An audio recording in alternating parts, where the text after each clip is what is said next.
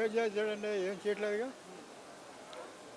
ఇప్పుడు 19 సంవత్సరాలది 59 సంవత్సరాలకే ఏదైతే అన్నాడు అది లేదు.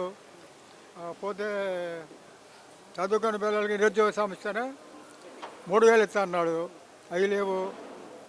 ఆ, ఇంకా పోతే ఈ అమ్మఒళ్ళు కూడా చాలామందికి సరిగ్గా పడలేదు. ఎందుకంటే బస్సు ఒకటి పెట్టాడు. ఏం చేయాలన్నా అప్పులు రావట్లేదు, అప్పులు పుట్టట్లేదు, జగన్ చేసేది అవునండి, జగన్ గారు ఉన్నప్పుడు శ్రీలంక చేసేస్తున్నాడు, చేస్తున్నాడు, అసలు ఎక్కలేదని అన్నాడు కదా. మరి అంతకన్నా ఎక్కువ చేస్తాడు, ఎందుకు వచ్చాడు అధికారంలోకి అయినా అన్నాడు కదా. వాగ్దానాలు తప్పుడే కదా, 6 వాగ్దానాలన్నీ. మరి ఎందుకు చేశాడు అవన్నీ తెలుసు కదా, 4 సార్లు ముఖ్యమంత్రి చేశాడు, అనుభవం ఉంది కదా. జగన్ గారికి మళ్ళీ అనుభవం లేనివాడు కాదుగా. అంత అనుభవం కూడా మోసం చేయడం జనాన్ని.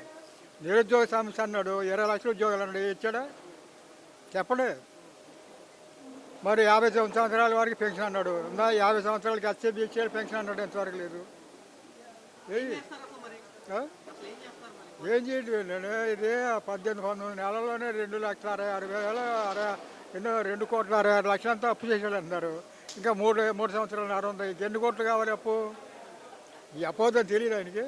జనాన్ని మోసం చేయటం.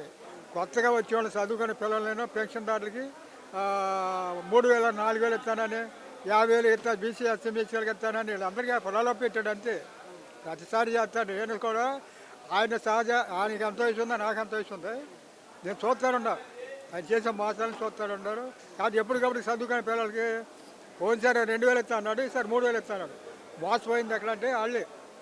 చదువుకునే పిల్లలు మోసపోయింది. నిరుద్యోగ సమస్యలో చదువుకునే పిల్లలు వస్తుంది, ఉద్యోగాలు వస్తాయి కదా, కానీ మోసపడి పెట్టుబడులు తీసుకొస్తున్నాం, ఉద్యోగాలు వచ్చేస్తాయి. పెట్టుబడులు ఎక్కడండి, ఏవి ఉన్నాయి కాడ పారిపోతుంటే పెట్టుబడులు అంటారు. ఏమొచ్చినాయి కొత్తగా చెప్పండి. నేను వస్తే పోను అనుకోవచ్చు, ఏమైనా వస్తున్నాయి, ఉన్నాయి పోతున్నాయి కదా. ఏం లేవా అసలు చేయట్లేదు ఏం? అది చేసేదాన్ని ఇప్పుడు బడ్జెట్కి మించి అప్పుడు అవుతాయి తెలుసు. ఎందుకు వాగ్దానాలు, తప్పుడు వాగ్దానాలు. బడ్జెట్లోది అప్పుడే జగన్ గారు 20,000 30,000 కోట్లు సంవత్సరాలకి అప్పులు తెస్తున్నాడు. మరి ఈయన ఎట్ట తెద్దామని అంతకన్నా ఎక్కువ చేద్దామని 6 పథకాలు పెట్టాడు.